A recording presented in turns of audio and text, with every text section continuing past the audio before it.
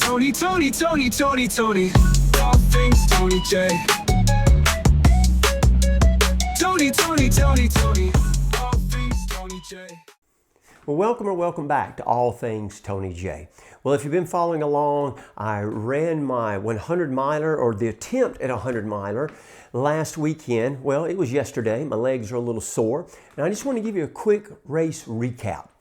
So the morning got started off just like it was supposed to.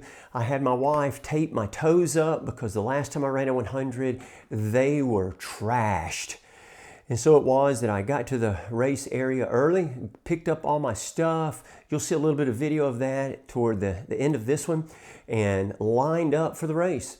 And so if you're not familiar with this, these type of races are typically done in 6-hour, 12-hour, 24, 48, or 72. And it's a mile loop, and you just go around it as many times as you can in that time frame. And so I was entered into the 48. And so this is held at Veterans Park in Alabaster, Alabama. And there's one false flat going one way and another nice hill going the other.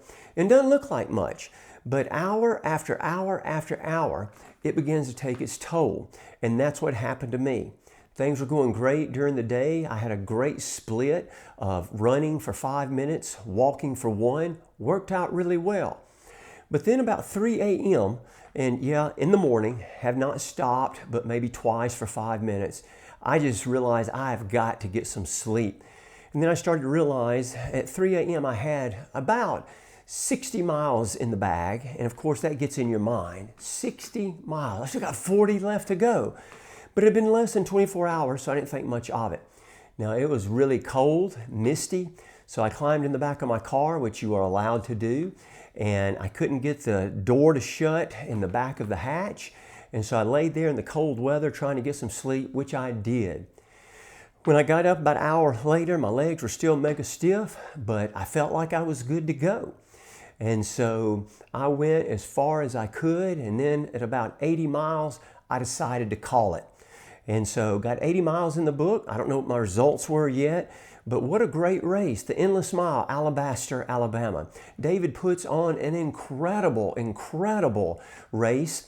I was there for a little while with the famous Jimmy Barnes, a world record holder in these events, and he said David puts on one of the best ones in the country, or in his opinion, around the world, which he has been to a lot of them.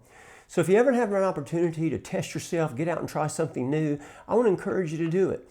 And by the way, the food was excellent. Everything about this race was excellent. Every 6 hours, you would turn and go a different direction. People were sleeping everywhere. Some were running, walking, run, walk, run. It is just a wonderful event. And so I hope my legs kind of feel a bit better in a day or two.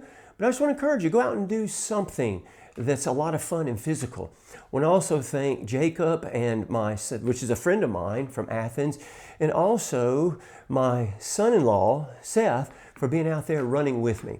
And my daughter ran as well. I was super excited for Caitlin, and my wife, Julie, helped get everything together and everything we could think of. And even Amy, Jacob's wife, was there as well. So I want to encourage you to do the Endless Mile. And until my next micro adventure, thanks for tuning in to All Things Tony J. Tony, Tony, Tony, Tony, Tony. All things Tony J. Tony, Tony, Tony, Tony. All things Tony J.